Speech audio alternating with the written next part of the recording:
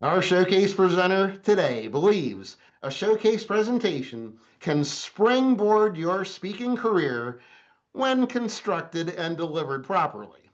Bill Gannon of the Gannon Group specializes in improving communication across all levels of an organization to develop interpersonal communication, presentation techniques, and abilities. He built this coaching program on a 30-year career in sales with Fortune 500 companies as well as startups. He's an established keynote and conference speaker and has won multiple first prize awards at storytelling competitions at the Moth. Over the next 10 minutes, you will learn several tips to assure the next time you give a showcase speech at Speaker Speak Live or anywhere else that it is truly the best it can be. You might not know that Bill is also a mentor at the Nashville Entrepreneur Center for Pitch Coaching and a TEDx Nashville speaker coach.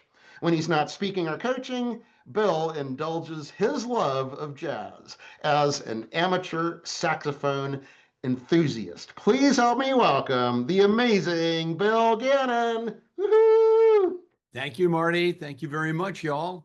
It is a pleasure to be with you. Marty and I talked about this yesterday, and I was delighted to step up. I'm doing this little non-presentation segue to let you know this will be much more of a tutorial, a share among speakers. When we're done, I'd love your comments about not only the presentation and my delivery of it, but also what's in it, because I think each one of us can gain something from this. So this one's a little different. This is a tutorial for you all, and let's go get some. Your presentation soar. We've all heard it, right? About public speaking, about giving important presentations. Oftentimes, it's scarier than death itself, which means, according to Jerry Seinfeld, that means we'd rather be in the coffin at a eulogy than the person giving the eulogy. Why do speeches make us feel like this? Why are we twisted up? It's always about nerves. Well, here comes a big announcement. The best speakers that you know that happen every time up on stage have nerves too. Bill, that can't be true. Any speaker will tell you it's true. Here's the difference. Nerves with a negative expectation of what's going to happen is called fear. Nerves with a positive anticipated outcome is called excitement. We're going to talk about some core components today that I hope will give each one of you a good structure to work forward on your future Speaker Speak Live showcases, on other presentations as well. You'll see that this adapts itself to no matter how much time you need, whether it's 5 minutes, 10 minutes, or 30 minutes, or an hour. We're going to think about this as an airline flight, okay? That's the whole metaphor for today. That's why we're making your presentation soar, okay? We got to have a flight plan before we do anything. We're going to talk about preparation. And then we're going to talk about that critical takeoff moment, how you open your talk. Then we get up and in flight and we have to deliver all this core content. And we'll talk about why that's going to be an effective component. And then, of course, we got to land. We'll talk about how to wrap that presentation up and make it memorable. We'll talk about handling Q&A, very important for a lot of speeches. We don't do it so much with Speaker Speak Live, but Q&A can be a big part of other speeches that you give. And as I like to call it, it's a place where presentations can go to die if you don't handle them correctly. And then I have a big secret reveal at the end. We've all hustled into the planes in the back, but we also forget what's happening up front on the flight deck. This is where the flight plan is put together. Pilots do it every single time they're about to get on a flight. There's extensive preparation that happens. Guess what?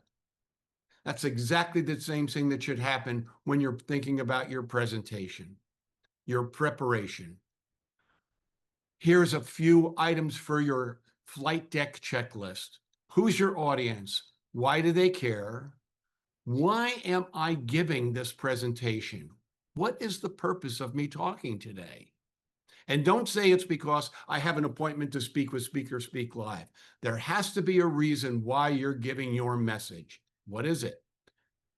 Not only that, what must the audience know in your 10 minutes that you're going to give? What must they know? That's way different than all of the things that you have to tell them. What do they have to know?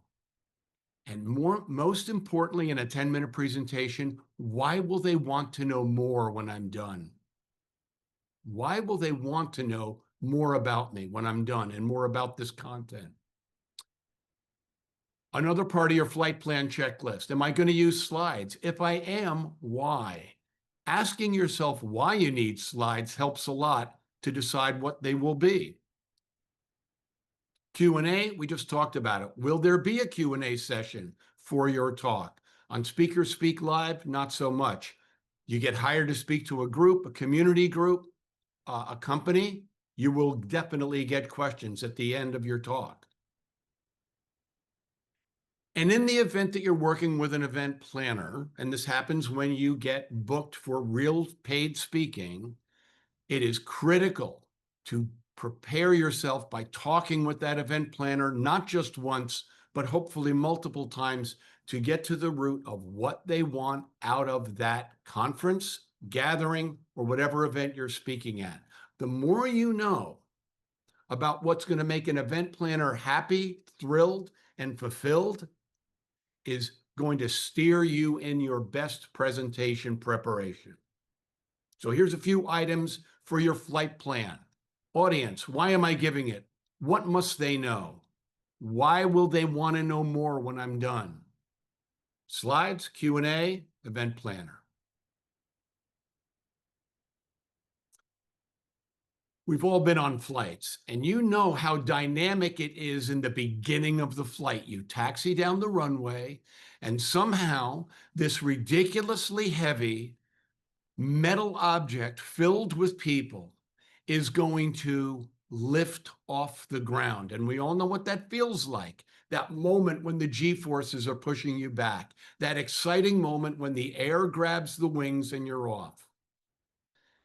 It's the same thing with your presentation. The beginning is so important. It's where you can get me interested by talking about the opportunity, about the challenge, about the problem you address. This is where you have to get people wanting to know more right at the beginning, or otherwise, said simply, this is where you have to make me care.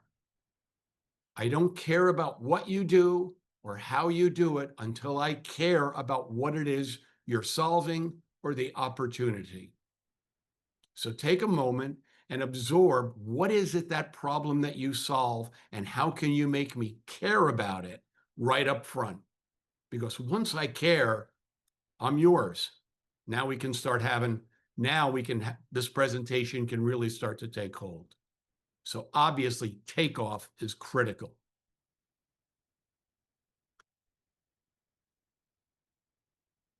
The words that come out of your mouth during the very beginning of a speech are really important.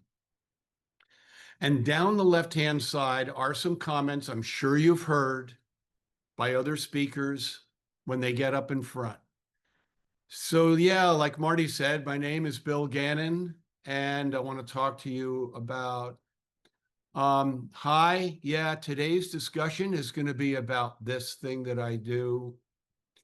And the really uncomfortable, good, hey, good afternoon, how's everybody doing? Or if you have a complicated subject, I've actually heard people say, so I know this can be really complicated, but I hope you'll bear with me. These are probably some of the worst ways to open a presentation conceivable, but we do them. And I don't mean in Speaker Speak Live, but sometimes you do. And we do them in front of groups of live people. Why? We're nervous. And we think that these words on the left are bonding agents. We think these help us solidify with the audience, and they do just the opposite. Instead, A story. I remember flying through the air and thinking, I really should have worn my helmet today. Quotes, opening up with a quote that is appropriate. When you cease to dream, you cease to live. The word imagine. Imagine a world with a limitless supply of fresh water, and we're off and running. Statistics are always good. Since 1930, Louisiana's lost wetlands the size of the state of Delaware. Whatever it takes on the right side, that's how you get a story off the ground. Now we're in liftoff. We've taken off. We're at cruising altitude. And we've all experienced what a nice, overcrowded flight feels like. We can't move our elbows. The service takes forever. Everything's too crowded. It's the same thing with your core content. In a 10-minute Speaker Speak Live pitch, you have to say those 10 things that you think are critical and bring them down to 2 or 3. You don't have a long time. So in flight, the core content, keep it brief. Weed the garden. Don't pack so much stuff into the middle. We will not remember you. And things you can use to help that, similes. It's as if ChatGPT and Canva had a baby together. Analogies. We are the Expedia for women's health services. Use metaphors like we're doing right now. An airline flight could be for a presentation structure. Acronyms, right? Come up with maybe your core claim and make a memorable acronym out of it. That's how people remember your core content. And then it's time to bring that talk in for a landing. And the same thing happens. You know what happens up in the cockpit. They go through all kinds of communication with the tower. Likewise, you have to ask yourself, did I bring people from point A to point B? Did I take them from one place and bring them to another? That's what a landing does. Did I leave them with a benefit about why this is going to work, about why working with me or this presentation is something they should remember? Did I leave them wanting more? That's so critical at our SSL presentations because we only have 10 minutes. The whole goal is, gee, I hope I'm going to contact you and find out more. Did I achieve the desired outcome and action? Did I? You have to ask yourself that. And likewise with openings, the words you use at closings are critical. Remember your goal. We stay away from that. Pretty much wraps up my talk. I hope you found this interesting. I think I'm out of time. Any questions? Those are terrible.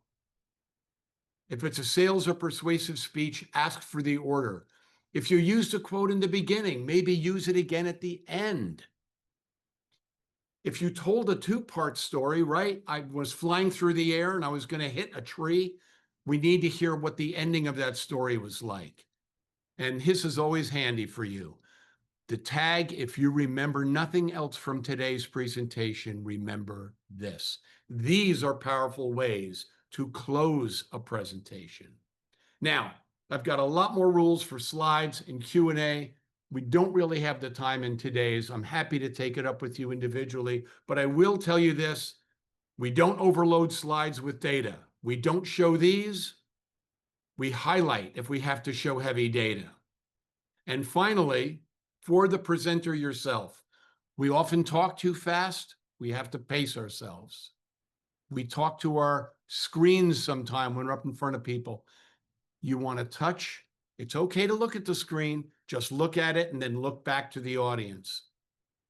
We get focused and we get angry looking sometimes because we're thinking so hard.